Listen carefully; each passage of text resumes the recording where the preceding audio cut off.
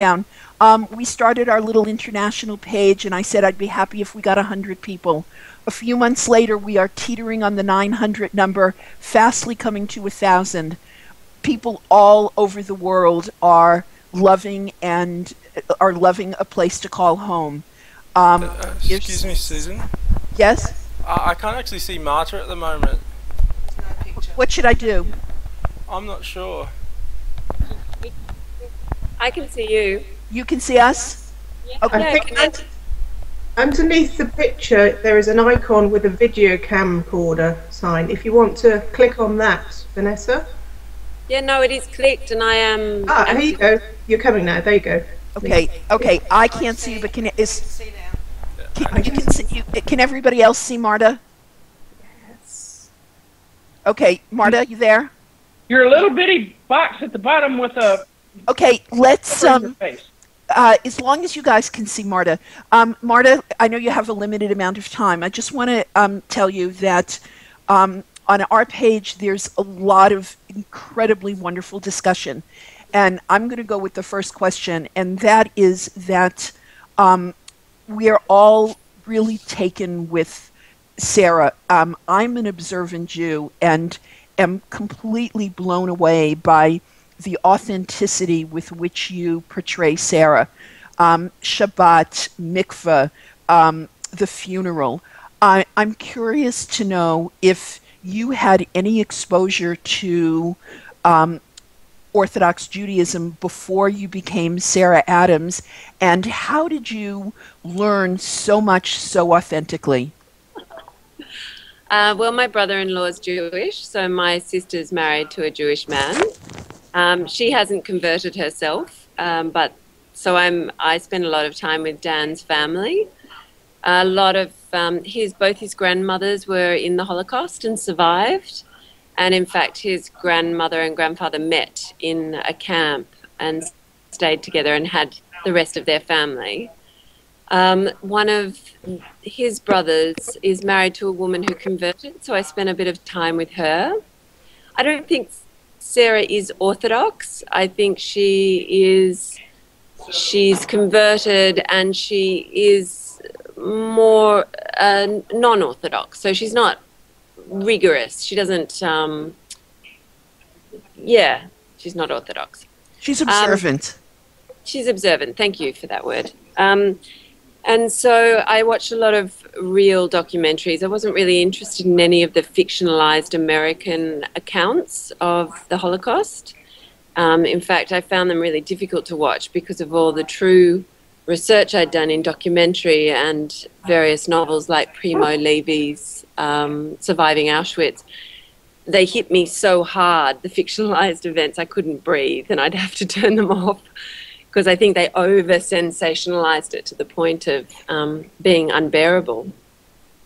I listened to Shoah for hours. I used to go into the Jewish Museum here in Sydney and just listen to them speak and bear witness. And I felt from very early on that that's what Sara wanted to do, was to bear witness to the horrors and not necessarily relive them or feel like she's a victim of them, but rather she is a survivor, and that is something that she can't cry about because everyone else died around her.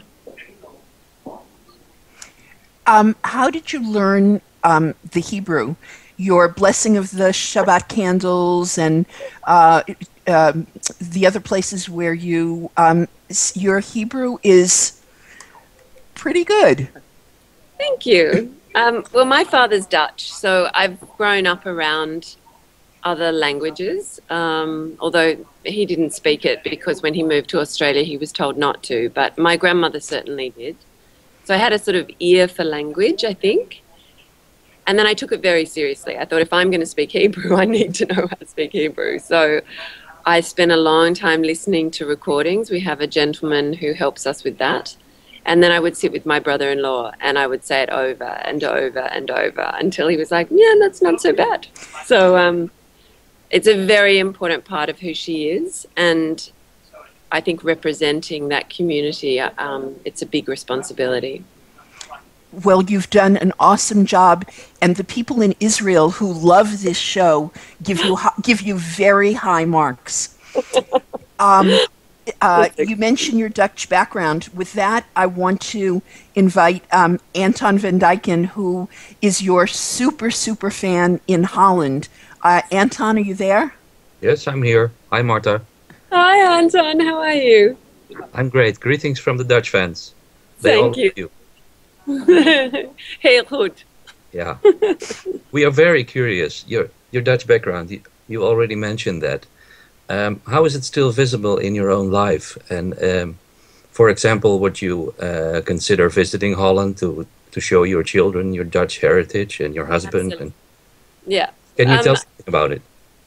The first time I went to Holland, I was 23, that I could remember. I'd gone when I was younger. My great-grandmother was still alive, living in Bozegem, which is where my great-uncle still lives, in a thatched roof house that they were all born in. Yeah. And it really, I didn't really fit in Australia for many years. I mainly stayed in the theatre because I couldn't really get a job on screen. People would look at me and I didn't quite fit the Australian model of being sort of slight and vulnerable and sweet. And so when I arrived in Holland, I remember looking around at all these cheeky, well-heeled, with very good sort of cheekbones and facial structures. Yeah. And I thought, this is my home. This is where I'm from. And I think going there helped me understand what I did have to offer this industry. And that was a really strong, no bullshit, but also quite cheeky. The Dutch are incredibly cheeky people who understand storytelling, and it's central to their joie de vivre, I think. So yeah, I suddenly became quite confident. I think I brought that back, and I thought, no, I can be a woman in this country that's been brought up in this culture and yet have what I look like be okay. So it was a big turning point for me, actually. Yeah. I don't know if that answered your question. But. Well, mostly, but would you consider visiting again? Of course, yeah. My children have to come there. It's just they're not quite old enough yet to fully appreciate it. And also I've been shooting now the various shows I do for quite some time. So I'm just waiting for a break. Yeah. Europe's first on our lips. When do you sleep, Marta? Yeah. It's a good question. No, I get a good 8 hours. That's all you need. Excellent. I'm going to call Fran Simmons, who's another super fan from England. Fran, meet Hi. Marta. Hi, Marta. Hi, there. Fran. Hi. You're really good in your performances at conveying various emotions, just in your facial expressions, and love, pain, anger. And I just wanted to know how you prepare yourself to express those feelings to the viewers, and how difficult it is to get into a zone, especially in some of the more sort of intimate scenes, if you like. How do you sort of channel your own self into projecting that to the viewers? For me, acting's all about the other person, the person you're acting with. I don't enjoy working with actors who work in isolation and think that everything that they do comes from within themselves, because it doesn't seem to translate possibly across the screen. So I look inside the other person and I try and find a way to affect them that is a surprise, especially when the camera's rolling. So try not to give it away in the rehearsal. And I think you put down a solid amount of background work. So for Sara, for instance, a lot of the research I did that I was talking about earlier, you layer it in and then you have to let it go. And you have to actually not want to talk about it. It's a little bit like being drunk. When you're drunk, you pretend you're not drunk. So when you're traumatized, you try and cover the trauma and not go there. So for me, that's a really important part of acting. But really, it's about the other person. So I don't think I can do anything to affect you unless I affect them, and vice versa, that they're listening and receiving you, because it's through them that you also feel sad for Sarah, or you think she's beautiful. Or so I'm constantly saying to Brett Climo, who plays George, you need to think I'm really beautiful. Can you just up the beauty like in your eye thing? But you know, I do a lot of scenes with Roy, Frankie J. Holden. Mm-hmm. And he's the most giving, kind, genuine human being you'll ever meet. Mm-hmm. And so when I talk about the war with him, or about my feelings for George, he looks at me with such empathy and care and love. My eyes are reflecting that, if you like. Yeah. And I'm hoping that's what I give to the audience. Yeah, absolutely. So preparation it's less about preparation and more about the magic in the moment. Oh. That's what I aim for. Okay. Thank you. Marta, you mentioned the relationship between Sara and Roy, and it's such a beautiful, pure, loving relationship that we all really love. We had Bevan Lee last week, who spent a long time with us and took so many questions. One of the things that he said that really we have had long discussions on the page about it is he said that Elizabeth and Sara were having a platonic love affair. Yes. And we saw the relationship go from being very antagonistic to being a mother-daughter relationship where Elizabeth, who is a very reserved person, when we see her take Sarah's hand when Sara is mourning Rene, it's very touching. Can you tell us a little bit about the evolution of the relationship and how you were able to go from being on opposite sides on every issue imaginable to really coming together and finding a place where you could really love and respect each other? Yeah, it's interesting because when I auditioned for Sara, I auditioned on my own, and then I was brought in and I auditioned again, and then they brought in Elizabeth. And I knew in that moment that if that relationship didn't work, I wouldn't be playing the role. Noni already was playing Elizabeth. And already way back then, I remember I walked in and I met an actor.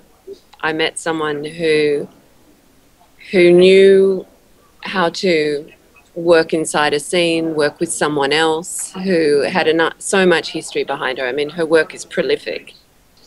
And we had this amazing hour where we just played in this room for the sake of it, not because we wanted anything, the job or whatever. That all just dissolved. And I thought, I might actually get this role because the woman opposite me has the same work ethic as me, has the same kind of reason of being here. Anyway, luckily enough, I did get the role. And from the very first scene we shot on the ship's deck, I remember she looked up at me and with her cheeky, sparkly face, and I thought, oh, here we go. And Sara and Elizabeth were just really batonaging. It was a game of we each had these pretend swords and we would play with each other like children, which I really loved. It had a joyfulness to it as well as a kind of threat. And then that threat rose and rose, and that's Bevan Lee. His ability to wrangle those two women I thought was spectacular. And it continues to be spectacular in season 4. I have to say Elizabeth and Sara's relationship in the season we're shooting now is even more complicated and interesting and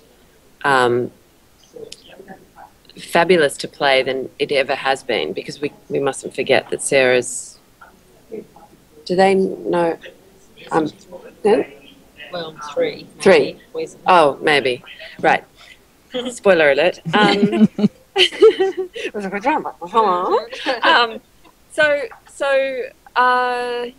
So it was never hard to work on that relationship, because every time Noni and I would meet each other, it was like that first time is what I'm trying to get back to. It was 2 actors in a room wanting to play as many flavors as you possibly could, understanding that nobody is one thing. And that's what Noni's so good at with Elizabeth. She's not any one thing. She's like my mother-in-law. You know, I never know what I'm going to get, and it could be positive or it could be negative. But as they come closer and closer together and almost become family, then I think actually season 4 and season 5 will be the most interesting we've ever seen of Sara and Elizabeth. Hopefully there's a season 5. We'll see. But that right now we are right down into the marrow of who these two women are. And so, yeah, I think Bevan always thought it was a love story between these two. That was always what it was meant to be. And so every time we come together, it's really special, I think. It certainly is playing it. So.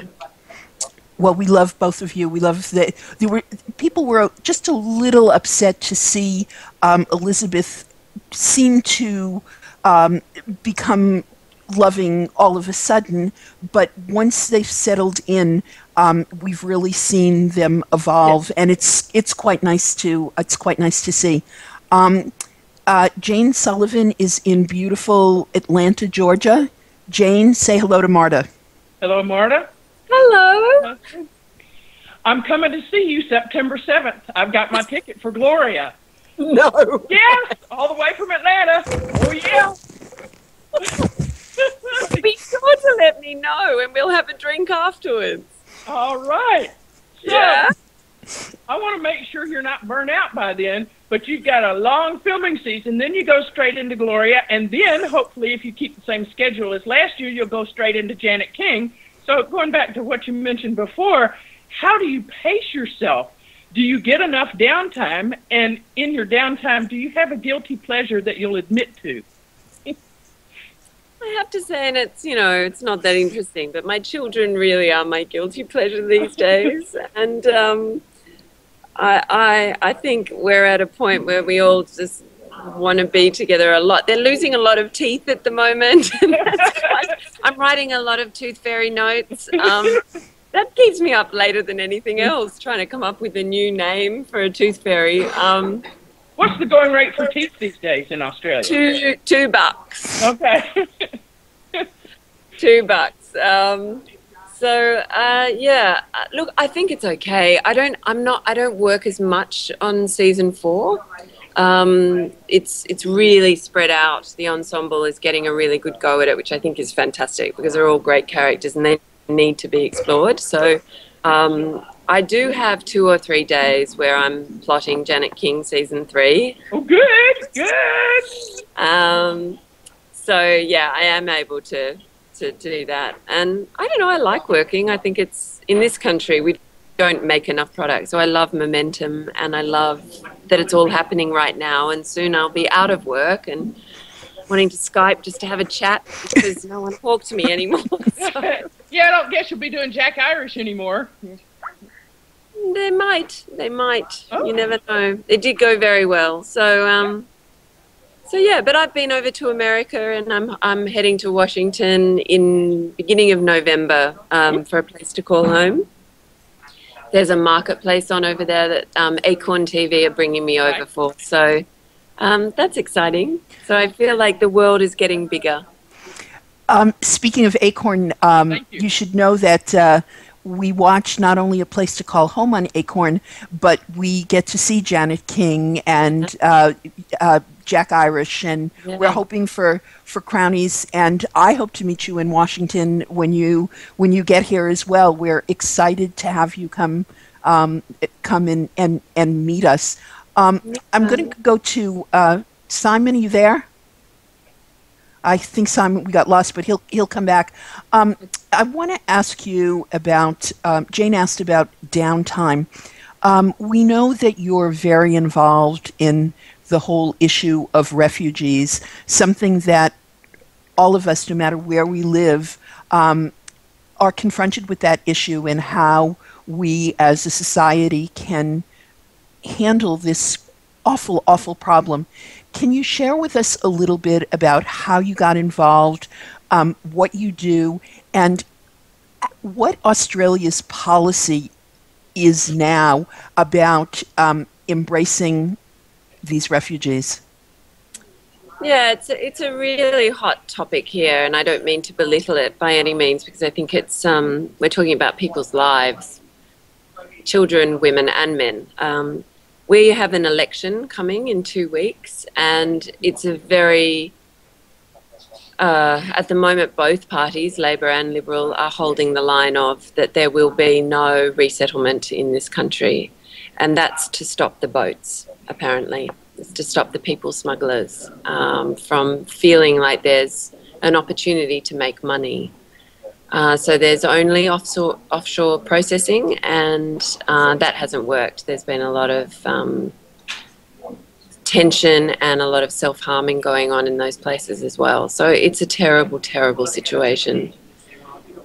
How did I get involved? I remember I went out to Villawood about, gosh, it's probably about 20 years ago now, unfortunately. And I met the refugees because everyone was talking about it, and I wanted to know what was going on. And there was a whole lot of people with their families, with their children, sort of locked behind barbed wire and in a no man's land. So since then, they've managed to get all the children out. Australia spoke up, and they're back in the community, but on temporary visas, going to school and hopefully having some kind of a childhood. What do? I highlight the issue. I work with UNHCR, which is a different thing. The refugees internationally, they're already on the ground helping those people, and I just occasionally will speak up and turn up and speak at a breakfast, try and raise some money. In fact, there's some people coming on set to a place to call home who gave a couple of $1,000s to have lunch with me, which goes directly to UNHCR and what they do. So I try to do that sort of thing. My time poorness means that I can't really go to these places, and there is nowhere to go here in Australia anymore because they've shut it all down, and in fact you're not allowed to enter them because they don't want any record of what's actually going on.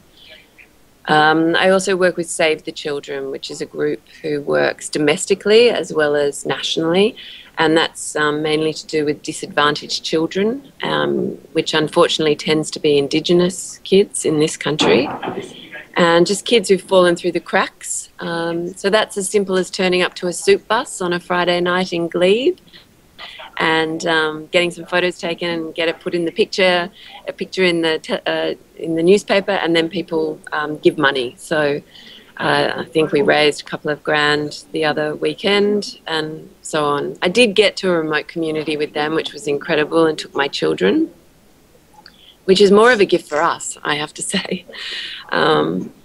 These people have gone through a lot and continue to, but their spirit and sense of humour and hope and belief and love of human contact is unsurpassable. So it really is an honour for me and a privilege to even be involved with these very courageous people, not only on the ground working for refugees, but also the refugees themselves. And in a way, the Indigenous people are also treated like refugees, and yet this is their place. So we work hard on it, and we keep going. And I do what I can in the time that I have, but it's not nearly enough.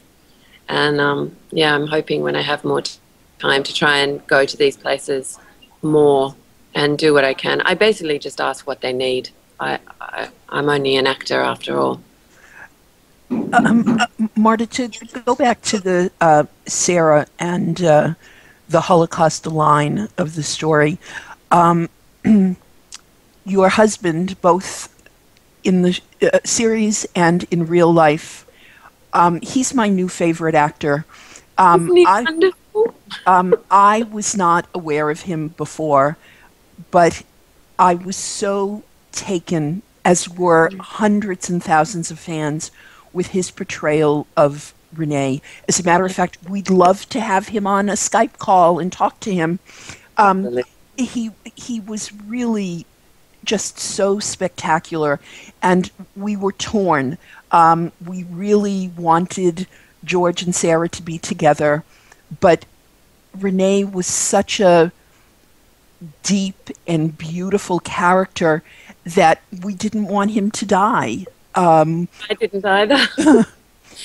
Can you share with us what it was like did you audition together? What was it like to work together? And how did you separate being on the set every day and working in these highly emotional scenes and then going home and being husband and wife and mommy and daddy? Ben didn't audition. It was Bevan's idea. He came up to me after the end of season 2 and he said, if Rene ever were to resurface, I said, what? I thought he was dead. How would you feel about Ben? And I said, well, that would be wonderful. He'd seen Ben's work on stage and he'd done a couple of TV things. So, yeah, he stepped into it. And I couldn't agree with you more, actually, Susan. I found him to be, it was really difficult what they asked of him, actually, that role, to be as damaged and kind of quiet and unaffected by what was going on around him. His, traumatic PTSD, really, and then this sort of lodgement of something in his brain which was creating a kind of psychotic behavior. And he just played it with such humility and charisma and vulnerability and truth. I was really, some days, I'd say, that was really beautiful, darling. You go, oh, thanks. Having said that, he really is one of the best actors of his generation and has won, awards from theatre shows here in Sydney, but he isn't that well known. Working with him was easy, physically, emotionally. One of the reasons I married him was because when he smiles, he gets these little lines under his eyes.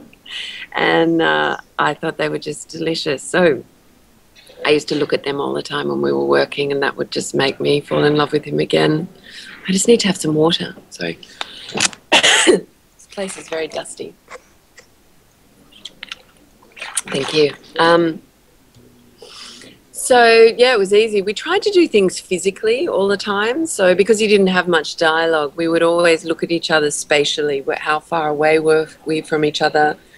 How a touch or a tableau could say more than anything we could possibly convey through the eyes, harking back to that, feeding off each other. We fed off each other's bodies as well as each other's eyes, which I don't think you can do with every actor because you don't know every actor's bodies like Ben and I know each other's. So I remember we did a whole scene with me standing behind him, just cradling him.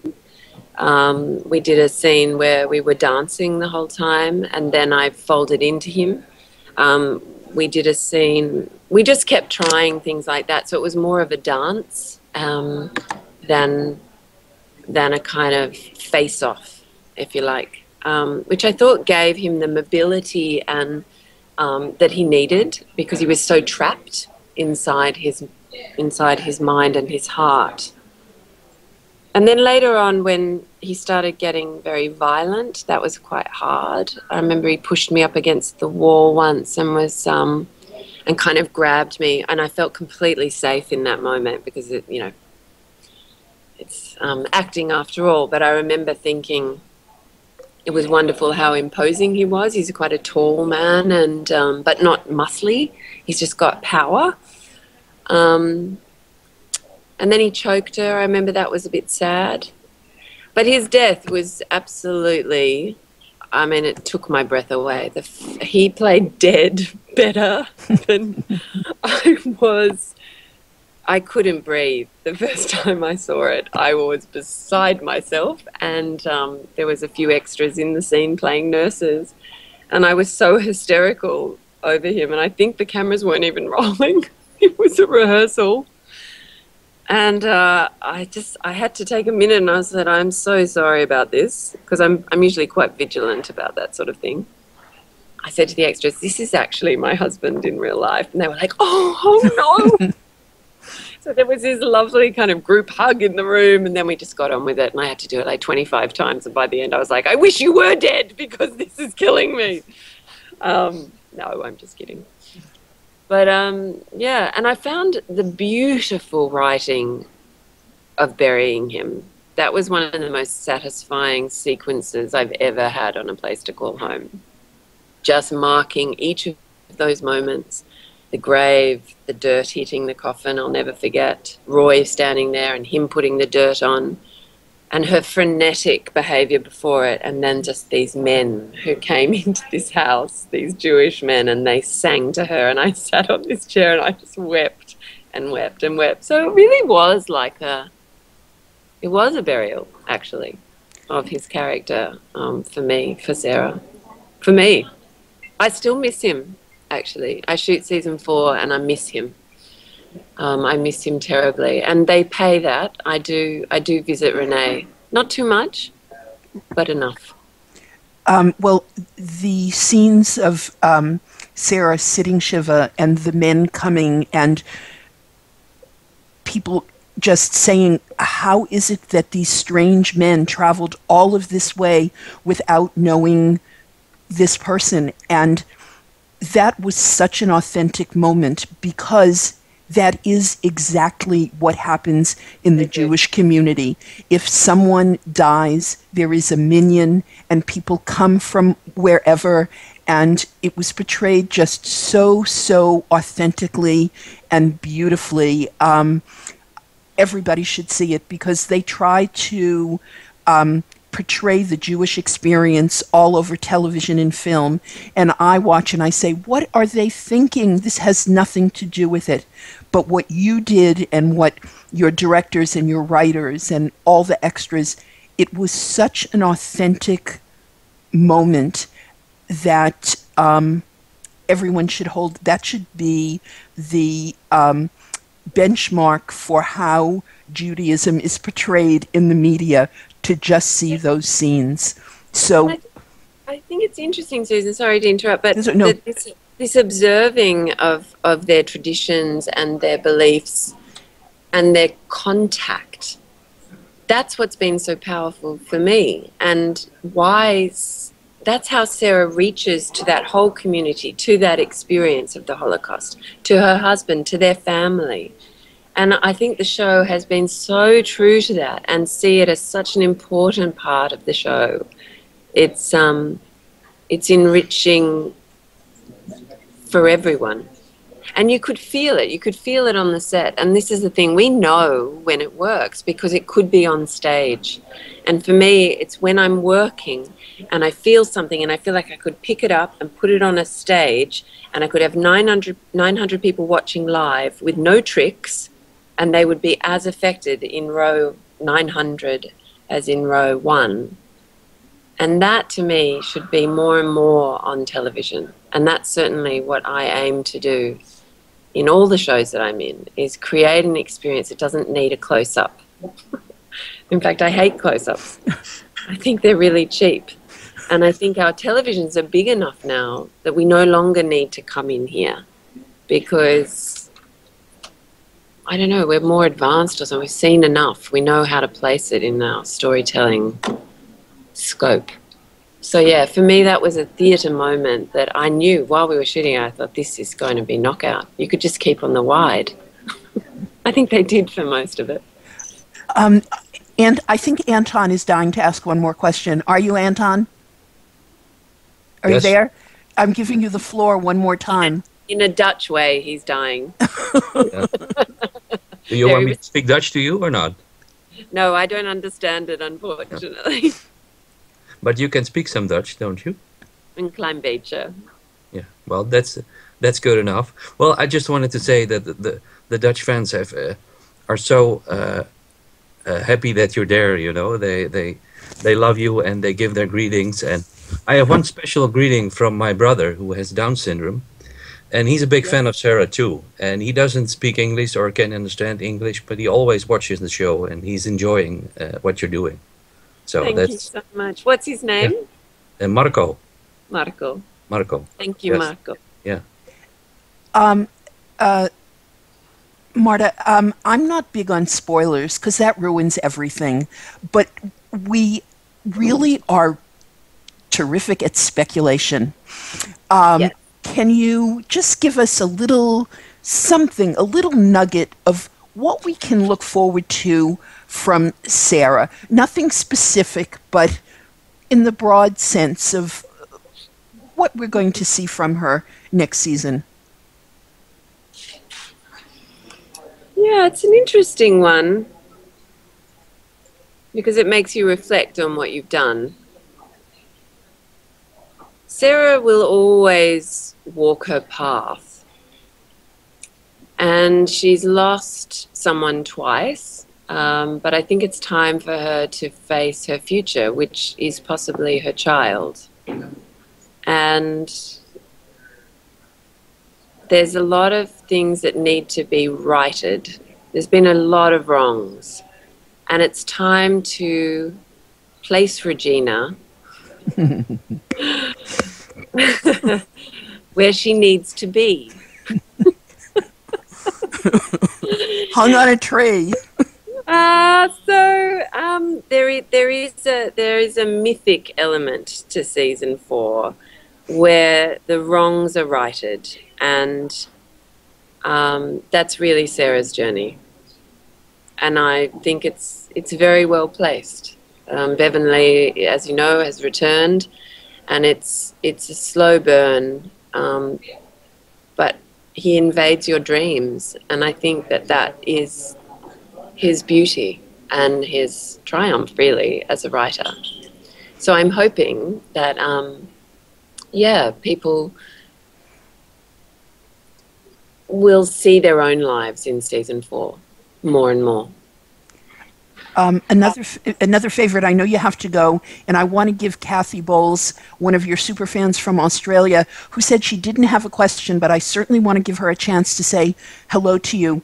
But before I do, I just want to ask you about one more character. Aunt Peg really, she ties Sara to her past, especially, well, Rene is gone, but he wasn't really her real past. Her real past was her life as a Catholic girl with a mother who she had conflict with. And Aunt Peg really gave Sara a sense of history and where she came from, and allowed us to have a little peek into her childhood. We heard that the actress was ill, and you don't have to tell us whether or not we're going to see her again, but do you know if she's well and that she knows that she's well loved? She does. She knows she's well loved, and she's very well loved by me as well. And I have to say that her courageous performance in season 3 is something that will never leave me. Those few days we spent together in Aunt Peg's house, that's all I can really say. Okay, thank you so much. Kathy, say hello to Marta, and we're going to let her go back to work. Hello, can you hear me? Hello. Yes, I can. How are you doing? We have to keep the microphone off to avoid feedback most of the time because we're recording it here. Okay. I just want to say that I saw you in Crownies a few years ago, and you were a real standout amongst everybody there. So it's really amazing to be able to talk to you. And I can't believe that they took so long to recognise you here. And just love seeing you. It's a real privilege to talk to you and listen to you. And this has been great. I've loved listening to you today. Marta, thank you so much for taking the time to visit with us. This has been recorded, and we're going to post it in a few minutes on our page, and I'm sure there'll be lots of discussion afterwards.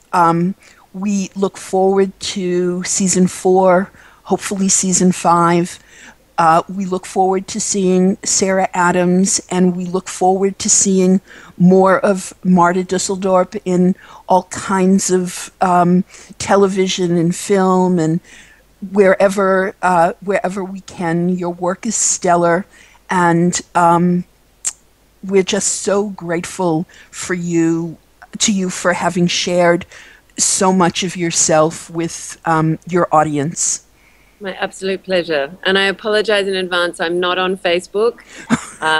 Otherwise, I would join in on the chat. But that's, yeah, one of the reasons for my silence. That's okay. We see you on Twitter and we see you on Instagram. And every time you retweet something from us, we get all excited. So we feel connected with you. Thank you for your time and your questions. I really appreciate it. Please, I hope that I'm going to ask Vanessa to please ask your husband if he'd be willing to do a chat with us. There's so much interest in him and his character, and in him in general. Now that we know who he is, we want to also see him in more performances. So our love and best wishes to you. I look forward to meeting you when you come to the States. And onward. Thank you. And thank you all for being here and being up late at night. I really appreciate that. I'm sorry about that. That's quite all right. Thank you so much.